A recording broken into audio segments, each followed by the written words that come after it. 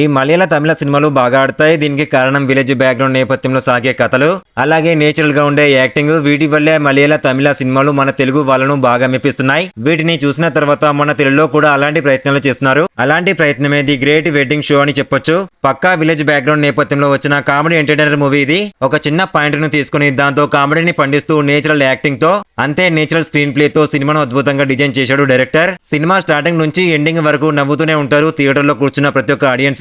ఇటు సినిమాలో కామెడీని సరిగ్గా పెట్టడంతో పాటు ఎమోషనల్ సీన్స్ ను కూడా డైరెక్టర్ బాగా రాసుకున్నాడు. దాన్ని బాగా స్క్రీన్ ప్లే చూపించాడు. స్క్రీన్ ప్లే తో పాటు నటీనటుల ఎంపికలో కూడా డైరెక్టర్ ఫ్యాషన్ కనిపిస్తుంది. హీరో పాత్రలో చేసిన ఒక తిరువీరు మాత్రమే కాదు, మాస్టర్ రోహను, పెళ్లి కొడుకు ఆనంద్ పాత్రలో చేసిన నరేంద్ర, రవి, పెళ్లి కూతురు సౌందర్య పాత్రలో చేసిన యామిని, వాళ్ళ తల్లిదండ్రులు అందరూ నేచురల్ పర్ఫార్మెన్స్ ఇచ్చారు. వీటన్నింటికీ శ్రీకాకుళం యాస సరిగ్గా సెట్ అయింది. డైరెక్టర్ స్క్రిప్ట్ కు నటీనటులు ఎంతవరకు న్యాయం చేశారో అంతే టెక్నికల్ విభాగం నుంచి కూడా న్యాయం జరిగింది.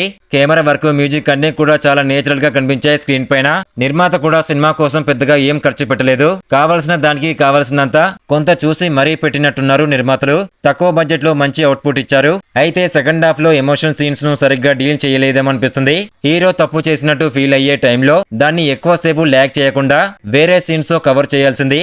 అలాగే టీనూష్ రావెను తిరువీరు పెళ్లి చెడగొట్టడానికి, పెళ్లి వాళ్ళను కలవడానికి కన్విన్స్ చేసే సీన్ ను ఇంకాస్త బెటర్ గా డిజైన్ చేయాల్సింది. ఇక మూవీ ప్లస్ పాయింట్స్ విషయానికి వస్తే నటీనటుల పర్ఫార్మెన్స్, కథ, స్క్రీన్ ప్లే, సహజత్వానికి దగ్గరగా ఉండే concept, music, camera. Minus points విషయానికి వస్తే ఎమోషనల్ సీన్స్ ను ఇంకా బలంగా చూపించాల్సింది.